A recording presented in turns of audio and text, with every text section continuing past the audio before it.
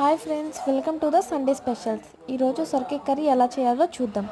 ముందుగా ఒక mixie jar తీసుకొని దాంట్లోకి కొంచెం పల్లీలు, ఒక దాల్చిన చెక్క, 2 లవంగాలు, 3 జీడిపప్పులు, కొంచెం నువ్వులు తీసుకుందాం. మీ దగ్గర నువ్వులు లేకపోతే స్కిప్ చేయొచ్చు. ఇప్పుడు దాన్ని మెత్తగా గ్రైండ్ చేసుకుందాం. కట్ చేసి పెట్టుకున్న సొరకాయని నీట్గా కడుక్కుందాం. ఇప్పుడు సన్నగా తరిగి పెట్టుకున్న ఉల్లిపాయని, పచ్చిమిర్చిని పక్కన పెట్టుకుందాం. నేనైతే కుక్కర్లో చేస్తున్నాను, మీరు దీంట్లో అయినా చేయొచ్చు. 2 టేబుల్ స్పూన్స్ ఆయిల్ తీసుకొని దాంట్లో సన్నగా తరిగిన పచ్చిమిర్చీస్ వేసి, ఆనియన్స్ వేసి కొంచెం బాగా కలుపుకుందాం. అవి కొంచెం మగ్గిన తర్వాత కొంచెం జీలకర్ర వేద్దాం. జీలకర్ర కూడా మగ్గిన తర్వాత దాంట్లో 1 స్పూన్ పసుపు వేసుకుందాం. పసుపు వేసుకున్న తర్వాత కొంచెం మగ్గనిచ్చుకుందాం. చూసారా, కొంచెం బ్రౌనిష్లో ఆనియన్స్ అన్నీ బ్రౌనిష్లోకి వచ్చిన తర్వాత కట్ చేసి పెట్టుకున్న సొరకాయ ముక్కలు వేసుకుందాం.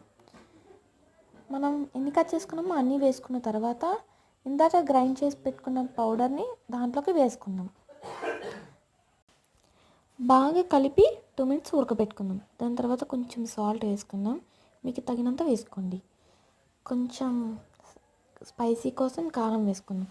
మేమైతే స్పైస్ తక్కువ తింటాం కాబట్టి 2 స్పూన్స్ వేసాం. మీకు తగినంత మీరు వేసుకోండి. కొంచెం గరం మసాలా వేసుకుందాం. గరం మసాలా వేయటం వల్ల కొంచెం టేస్ట్ అనేది పెరుగుద్ది. అయితే మేమైతే అల్లం వెల్లుల్లి పేస్ట్ వేయలేదు.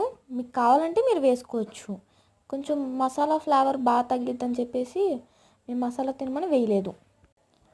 బాగా కలుపుకొని ఒక 2 మినిట్స్ ఉడకపెట్టుకుందాం. చూసారా, కొంచెం ఉడికింది.